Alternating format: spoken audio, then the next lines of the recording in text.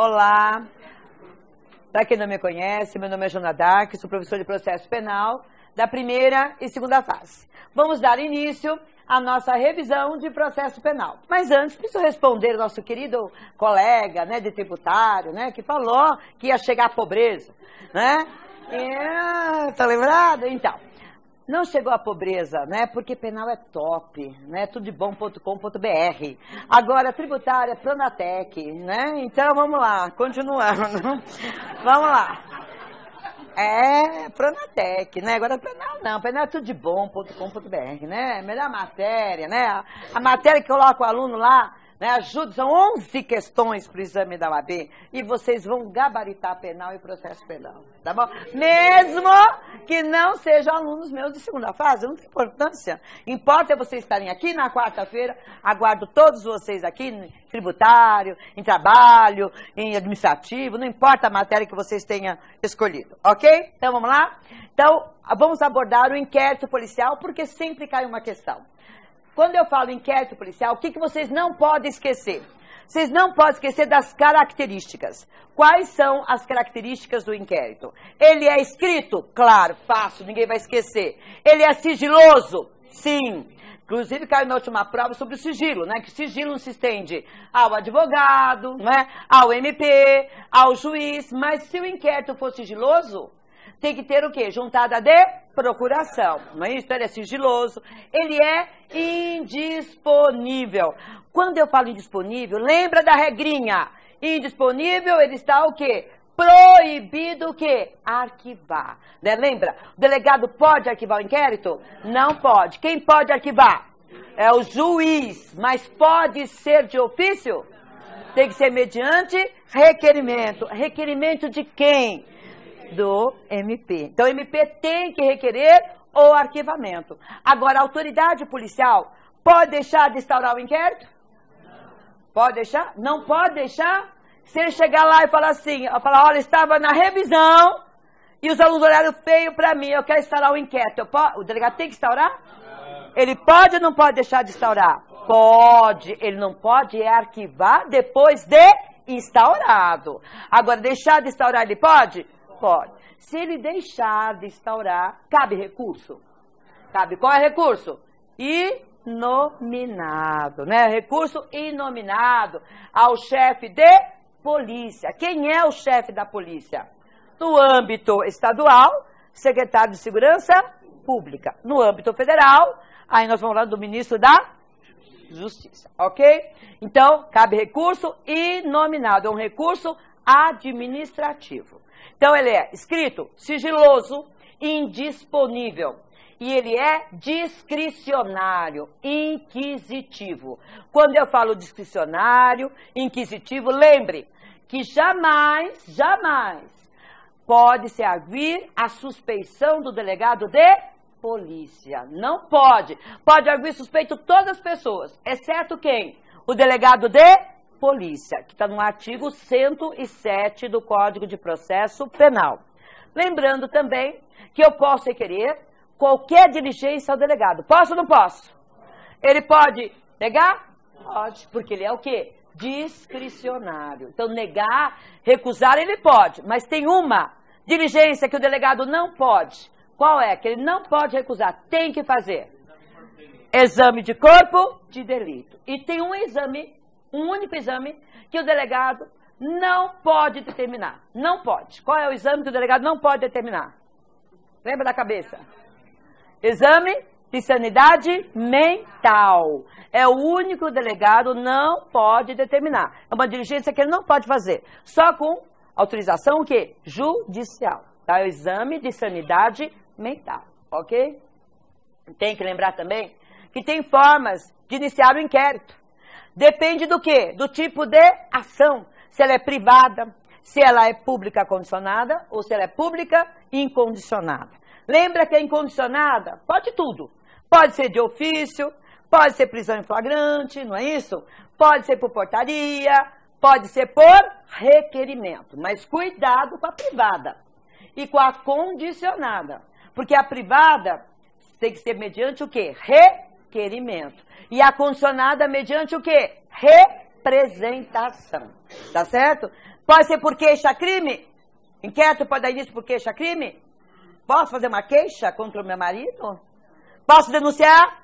Posso fazer BO? Não, é requerimento, é representação, é de ofício, é prisão em flagrante. Tudo bem? Quando eu falo inquérito também, eu não posso esquecer da reprodução simulada. O que é a reprodução simulada? É a reconstituição do crime, não é? Hoje o acusado é obrigado a participar da reconstituição? Não, ele não é obrigado, né? Participar não, mas comparecer ao ato, ele deve comparecer. Mas tem um princípio que rege. Qual é esse princípio? Como é que é?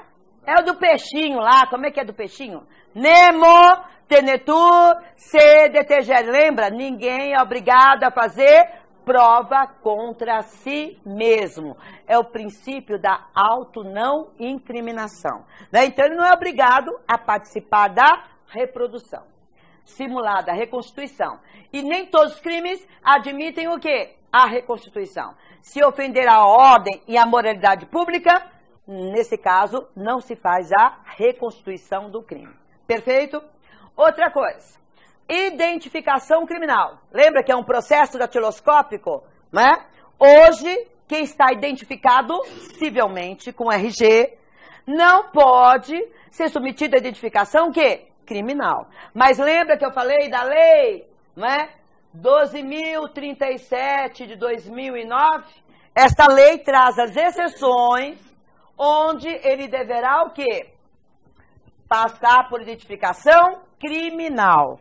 E falei dessa lei que pode pedir para vocês, que é a lei 12.654 de 2012.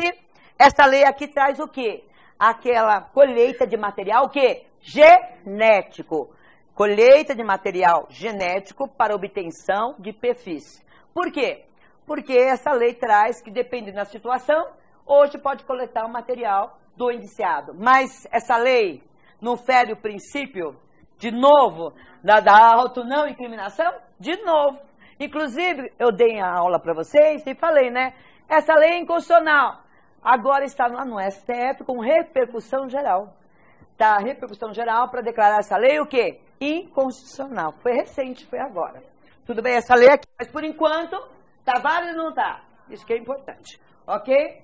Então, do inquérito, destaco isso mais importante para vocês. Lembrando, arquivado o inquérito, pode desarquivar? Pode ou não pode? Quando o quê? Novas provas. Da decisão que determina o arquivamento do inquérito, cabe recurso? Olha essa pergunta. Da decisão que determina o arquivamento do inquérito, cabe recurso? Não cabe. Não cabe. Arquivou, a vítima quer reabrir inquérito, como é que ela reabre? Quando surgirem o quê? Novas provas. Surge novas provas. Reabre ou não reabre? Mas não é com recurso. Mas cuidado com a exceção. Marca aí a exceção. Que cabe recurso. Mas tem uma exceção. Que arquivou, cabe recurso. Nos crimes contra a economia popular. Então, nos crimes contra a economia popular, cabe o recurso de ofício. Só nesse caso, hein? Se a pergunta for genérica, não comporta recurso da decisão que arquiva. Tá claro isso? Muito bem. Vimos também, no decorrer das nossas aulas, ação penal. O que a OAB gosta da ação penal? Dos princípios que regem a ação penal. Nós temos princípios que regem. Quais são esses princípios? Primeiro, da privada. Quais são os princípios que regem a ação penal privada? Lembra? Primeiro, oportunidade. Promovo a ação se eu quiser. Se for conveniente, eu proponho. Se não for conveniente, eu não proponho. Então, ela é oportuna, é o princípio da oportunidade. O segundo princípio é o princípio da disponibilidade. Proponho, não quero mais. Posso parar? Posso. Então, disponibilidade, me lembra, prossigo se eu quiser. Então, é disponibilidade. O terceiro princípio é o princípio da indivisibilidade. O que é o princípio da indivisibilidade? Ou eu promovo ação contra todos, ou não promovo contra nenhum. Se eu promover com relação a um, a todos, né, estenderá a todos, né? Estou renunciando. Se eu estou renunciando àquele que eu promovi, ocorreu o quê? A renúncia. Então, é o princípio da indivisibilidade. Não posso escolher contra quem vou promover a ação. E o cuidado com esse princípio, faz tempo que não cai, hein? Da intranscendência. O que é o princípio da intranscendência? Lembra que é uma coisa que intranscende, que não vai além. Quem cometer o crime deve por ele responder. Quem for condenado deve cumprir o quê? A pena. Então é o princípio da intranscendência. Lembrando que esse princípio vigora em todas as ações, não é próprio da privada. Estou falando aqui na privada, mas não é próprio. Cabe na ação penal o quê? Pública. Princípios agora da pública, que vocês não podem esquecer. Quais são os princípios que regem a ação penal pública? Primeiro, da oficialidade. Cabe privativamente ao MP oferecer a denúncia. Então, é o princípio da oficialidade. Segundo princípio, princípio da obrigatoriedade. O fato é típico? É antijurídico? Então, ele está obrigado a oferecer o quê? A denúncia, não é isso? E o terceiro princípio, princípio da indisponibilidade. O que é o princípio da indisponibilidade? O MP pode ficar amiguinho do réu? Ele pode desistir da ação? Pode desistir do recurso? Não. Então, rege o princípio da indisponibilidade. Vimos também, dentro da ação penal, uma que ela gosta, que é a ação penal pública, o quê? Condicionada. Quando eu falo condicionada, condicionada a quê? A duas condições. Representação e requisição. O que é a representação? É uma manifestação de vontade. Tem prazo para manifestar essa vontade? Qual é o prazo? 6 meses. Contados da onde? Vamos, eu quero ouvir. Da autoria. É da autoria, um prazo decadencial. Posso retratar da representação? Posso ou não posso? Posso. Agora, cuidado. Para se retratar, é até que momento? Qual a palavrinha mágica? Até o oferecimento da denúncia. Depois de oferecida, pode se retratar? Jamais. Então, é até o oferecimento. Perfeito? Temos que lembrar também da ação penal pública subsidiária. Ação penal privada subsidiária da pública. Cuidado com essa ação. A palavrinha mágica para não errar no dia da prova. Quando é que ela é cabível? Qual é a palavra? Quando houver o quê? Inércia. De quem? Em oferecer a denúncia. Leu a questão. MP ficou inerte, a ação é pública? Houve inércia do MP? Ele não ofereceu a denúncia? Então, nesse caso, a vítima pode oferecer o quê? A queixa subsidiária. Qual é o prazo? 6 meses. É igualzinho da queixa, da representação. Prazo de 6 meses. Contados, cuidado, hein? Da ação penal privada subsidiária, o prazo só termina, começa a contar, quando terminar do MP. O MP não tem prazo para oferecer denúncia? 5 dias preso e 15 solto? Então, quando começa a contar o prazo da vítima para entrar com a queixa? Quando extinguir o prazo do MP. Então, é 6 meses contados do prazo que terminar para o MP oferecer o quê? A denúncia, tá? Não é da autoria, perfeito? Bom, temos que lembrar também que durante todo nosso curso aí, nós vimos citações. Faz tempo que não cai citação. Então, nós vimos que a citação pessoal é aquela feita por mandado. Essa é fácil. O que a OAB vai perguntar? Não é por mandado, feito por oficial de justiça. Ele mora no mesmo local onde está tramitando o processo. Tranquilo. Pessoal, por mandado. Precatória, né? A precatória, porque ele reside em outra comarca.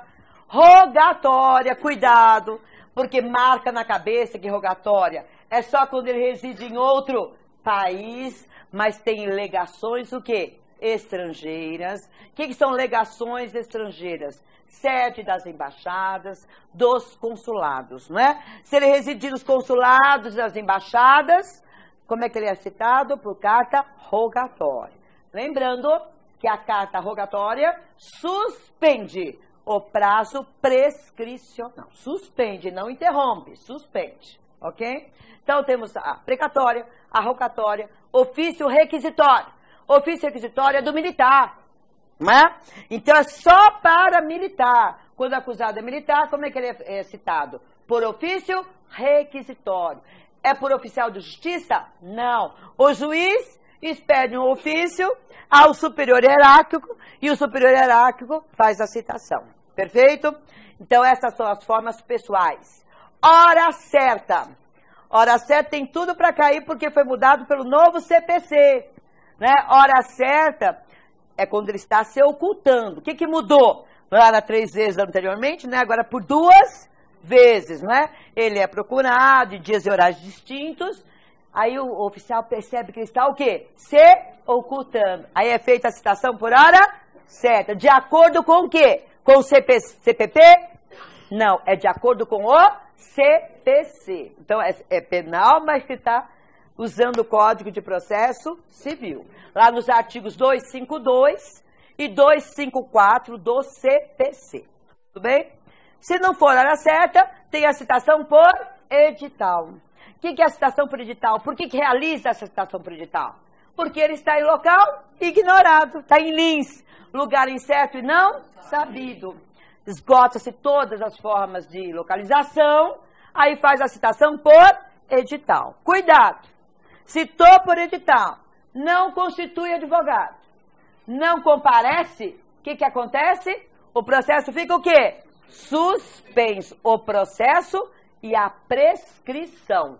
Não há nomeação de defensor. Fica suspenso o processo e o lapso prescricional. Cuidado com o artigo 366, tá? Isso que eu acabei de falar, 366. Temos que lembrar também das prisões. Temos a prisão em flagrante. Na prisão em flagrante foi alterado também pela Lei 13.257 de 2016, que no interrogatório do réu, quando da lavratura do auto, o delegado vai ter que perguntar para ele se ele tem o quê? Filhos, quais são as idades, se tem alguém para ficar. Isso faz parte hoje da lavratura do auto de prisão em flagrante. Então, foi alterado o artigo 304 do CPP. Tudo bem? Nesse flagrante, o que eu não posso esquecer? Que tem situações legais de flagrância. Como é que ele pode ser preso? É um rol taxativo. Esse rol taxativo está no artigo 302 do CPP. Ou seja, para ele ser preso em flagrante, ele tem que estar cometendo ou acabou de cometê-la. É o flagrante próprio, real, verdadeiro, está cometendo. Ou acabou de cometer. Então, é o flagrante próprio, real, verdadeiro. Se não for flagrante próprio, verdadeiro, pode ser preso através do flagrante impróprio. Por quê? Ele foi o quê? Perseguido logo após a prática da infração penal. Então, ou ele é próprio, está cometendo, acabou de cometê-lo, ou é impróprio, ele é perseguido, ou é o flagrante ficto ou presumido. O que é o flagrante ficto ou presumido? Ele é encontrado com objetos que façam presumir ser ele autor daquele crime. Então, a prisão em flagrante é um rol taxativo do artigo 302, que vocês não podem esquecer. Se ele for preso fora dessas hipóteses, caberá o quê? O relaxamento da prisão em flagrante, ok? Muito bem. Tem a prisão preventiva e a prisão temporária, que as duas não se confundem. A prisão preventiva recai sobre aquele que tem indícios de autoria. A prisão temporária recai sobre um suspeito. Lembrando que a prisão preventiva, ela não tem prazo. Prisão temporária tem prazo, 5 dias, prorrogáveis por mais 5. Se forem os crimes TTT ou os crimes hediondos, 30 dias, prorrogáveis por mais 30 dias. Lembrando que a prisão temporária não pode ser decretada de ofício. A prisão preventiva pode, mas desde que seja durante o processo. Lembrando também que a prisão preventiva hoje tem a chamada prisão domiciliar. Não esqueçam que a prisão preventiva pode ser substituída pela prisão domiciliar, de acordo com o artigo 318 do CPP, ok? Muito bem. E a prisão temporária, temos que lembrar que ela tem requisitos, não é? Fundamentos para ser decretada. Ela é necessária para investigação criminal. Diferente da preventiva, que tem indícios de autoria. Perfeito? Bom, logo em seguida, demos uma olhadinha nos procedimentos. O que eu não posso esquecer dos procedimentos? Eu tenho os procedimentos ordinário, sumário, sumaríssimo e júri. Quando eu falo em ordinário, o que eu não posso esquecer? Rito ordinário, hoje o réu é citado para quê? Para a primeira defesa. Qual é a primeira defesa do réu quando ele é citado? É chamado de resposta à acusação. Então, hoje ele é citado para se defender. Então, isso que eu não posso esquecer, porque as perguntas, às vezes, vêm do procedimento. Então, vamos lembrar. Ofereceu a denúncia, qual é o ato seguinte? O juiz recebe ou não, logo em seguida manda o quê? Citar. Citar para quê? Para resposta à acusação, não é isso? Que tem um prazo de 10 dias. Respondeu, vai para o MP, apesar do silêncio da lei, não é isso? Vai para o MP. Aí o juiz pode absolvê-lo sumariamente. Então pode ter uma absolvição sumária antes de ser ouvida qualquer testemunha, né? Então ele pode ser absolvido sumariamente. Se não for absolvido, tem que marcar audiência. Qual é o prazo para marcar essa audiência? 60 dias, isso mesmo. Prazo de 60 dias para marcar a audiência. Cuidado, 60 dias, se não absolver, marca a audiência. Hoje a audiência é una. Como é que estão ouvidas as pessoas dessa audiência? Vamos lá? Primeiro quem é?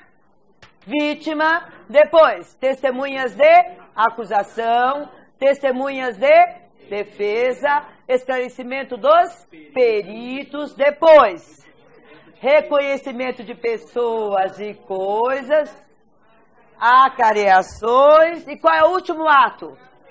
Interrogatório do réu. Então tem essa ordem estabelecida, que não pode ser alterada. Fim da instrução, tem os debates orais. Tem prazo? Tem. Qual é o prazo? 20 minutos, prorrogáveis por mais 10. E depois vem a sentença. Então, professora, qual é a diferença entre o rito ordinário e o rito sumário? Isso que você tem que saber. É tudo igual. Temos só 3 diferenças substanciais. Rol de testemunhas no rito ordinário são quantas? Rito sumário. Então, ordinário 8, sumário 5. Qual é o prazo para designar a audiência no rito ordinário? 60. No rito sumário, 30. No rito ordinário, nós não tem diligências, não tem? E no rito sumário, tem? No rito ordinário tem memoriais, não tem? E no rito sumário tem? Não, não tem previsão. Entendeu? Essas são as diferenças entre o rito ordinário e o rito sumário. Então, está no prazo da designação de audiência, no rol de testemunhas, não tem diligência no sumário, nem memoriais. Ok? Essa é tudo igualzinho. Da audiência, a una, tudo igual. Vimos o rito do júri. Lá no júri, nós vimos que tem um prazo para terminar a primeira fase do júri. Qual é este prazo para terminar a primeira fase do júri? Tudo concluído, bonitinho. 90 dias. Interessante, né? 90 dias, fala a lei. 90 dias para terminar a primeira fase do júri. Ótimo. Nessa primeira fase, é uma fase do sumário da culpa, que é chamado de judício acusaciones. O que é judício acusaciones? É o sumário da culpa. Vamos ver se remetemos ele ou não para o tribunal do júri. Então, nessa primeira fase, cuidado. O que o juiz pode proferir? Decisões, não é isso? Quais são as decisões que ele profere? É o PIDA, não esquece, né? É o PIDA. O que é? Pronúncia, impronúncia, desclassificação e absolvição sumária. Dessas decisões cabe recurso. Qual é o recurso? Reze. E dessas decisões aqui cabe o quê? Apelação. Só lembrar, vogal, recurso com vogal. Consoante, recurso com consoante. Tudo bem? Então, cabe reze e cabe o recurso de apelação. Só dá início à segunda fase do júri quando ele for o quê? Pronunciado. Se ele for pronunciado, dá início à segunda fase do tribunal do júri. O que vocês não podem esquecer na segunda fase do tribunal do júri? Ora, vocês não podem esquecer que tem debates orais. Tem ou não tem? Qual é o prazo? 20 minutos só? Naquele plenário maravilhoso, 20 minutos? 1h30, não é isso? Para o MP, 1h30 para a defesa, depois tem a réplica, 1 hora, e tem a tréplica por 1 hora, não é isso? Lembrando que no júri tem um tema que ainda não caiu, que é o desaforamento. O que é desaforar? É mudar, né, a competência do julgamento para o foro mais próximo. Agora, qualquer motivo? Não. Cuidado. Se cair, nós temos 4 motivos que levam ao desaforamento. São 4, que estão previstos nos artigos 427 e 428 do CPP. Quais são essas causas? Só lembrar, segurança pessoal do réu. O foro não traz segurança pessoal para o réu, imparcialidade, né? Quer dizer, os jurados ali, tudo leva a crer que serão o quê? Parciais, então parcialidade do júri. Quando a ordem pública reclamar, e a novidade. Qual é a novidade? Que é a 4ª causa. Quando o processo ficar parado, mais de 6 meses sem data para julgamento. Então, cuidado com essa pergunta, né? Quando desafora? Quando o processo estiver parado no fórum, há mais de 6 meses, sem data para o julgamento, por excesso de serviço. Então, as hipóteses estão no artigo 427 e 428. Lembrando também que no júri temos 3 princípios. Quais são os princípios que regem? Sigilo nas votações. Cuidado, hein? Sigilo nas votações. Plenitude de defesa. Soberania dos veredictos. Então, 3 são os princípios que regem. Plenitude de defesa, sigilo nas votações, né, e soberania dos veredictos. Muito bem. Vimos também que a matéria aquele... Competência é competência. Essa questão caiu e todos erraram. Competência para julgar os crimes dolosos contra a vida não é princípio. Isso é competência jurisdicional. Tá? Não é princípio.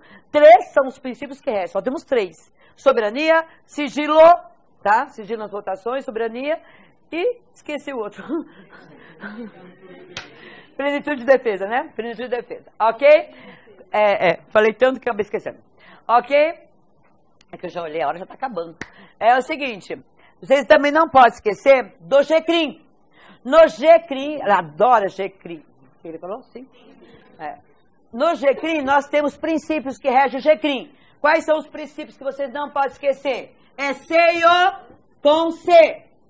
Celeridade, economia, informalidade e oralidade. Então, CIO, celeridade, economia, informalidade e oralidade.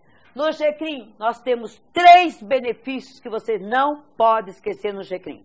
Quais são esses 3 benefícios? Tem a chamada composição civil. O que é a composição civil? É o acordo entre a vítima e o autor da infração. Qual o prejuízo que você teve? Foi X. Então vamos acordar? Ele paga para a vítima. Presta atenção nessa pergunta. Homologada a composição, cabe recurso? Não.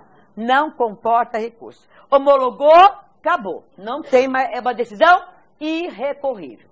Então, composição entre vítima e autor, que é diferente da transação penal. Transação penal é o acordo entre o MP e o réu. O autor da infração, né? Entre os dois, para não aplicar a pena privativa de liberdade. Então, é o acordo entre MP e réu.